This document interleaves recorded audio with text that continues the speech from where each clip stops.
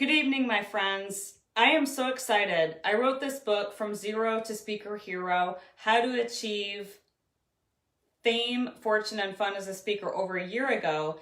And tonight I just got the updated second edition in my hands. It's available on Amazon if you're interested in ordering it. But what I really would like to talk about is my journey of going from a fearful speaker to today someone that actually makes a living speaking, teaching, and training. How did I get there? Well, first of all, I had to face my fear. And I don't know about you, but I decided to get curious as to why are people so afraid of public speaking? I did some research on Google, and here's what I found out.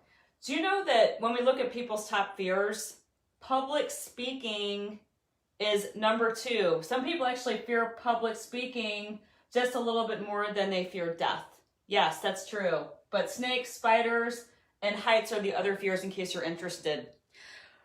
But I came face to face with my fear of public speaking over 12 years ago, and I remember it just like it was yesterday. I was giving a sales presentation. I remember standing up in front of this group of executives at a health system. I was in medical sales at the time. And I remember standing there and completely freezing. I had forgotten everything I was going to say. Now, luckily, I was just doing the introduction and I had other team members on my sales team presenting that day with me. But one thing I do remember is it was that moment I said, I have got to get over this fear of public speaking. So I joined Toastmasters back in 2008. And let's just say my life has never been the same since then. What I'd like to share with you tonight, though, is in addition to why do we fear public speaking, what are some ways we can overcome it and be a better speaker in today's world, a virtual presenter? Now, when I did this research, I did more research and I tried to find out why are people so afraid of public speaking? And I found some interesting answers. So number 1 out of 3, we're afraid that people are not going to like us.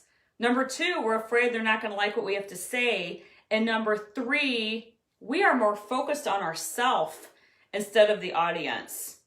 So think about that. Are you more focused on yourself than the audience? If you are, that might be why you're nervous. So what are 3 tips that you can implement to be a more effective speaker and virtual presenter today? Number 1, practice. Rehearse, rehearse, rehearse.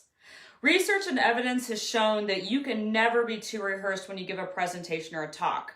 Now, I know Facebook Live is a little bit on the fly, but sit down for a minute and think about what are the most important points I want to make in my talk today and have those mentally prepared. If you're giving a big sales presentation, something where there's a lot, let's just say riding on the line, I would practice and practice and practice and practice that presentation because it's going to minimize the likeliness that you'll get up and crumble like I did way back in 2008. The second thing I invite you to do is to implement the power of the pause.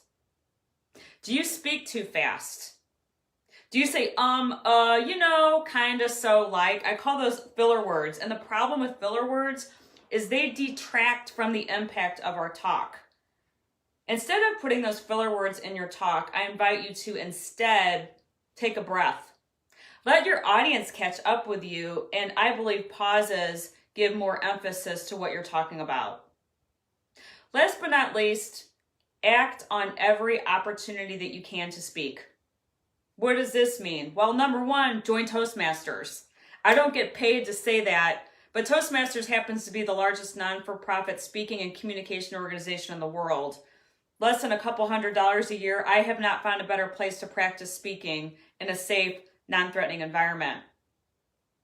But there are a lot of other ways you can speak. You can do a Facebook Live. You can volunteer speak. You can get paid to speak. But the more that you speak and the more that you put yourself out there, the better you're going to get. Just like riding a bike or playing golf or doing another skill or an activity or a talent you might have, the more we do it, the better we get.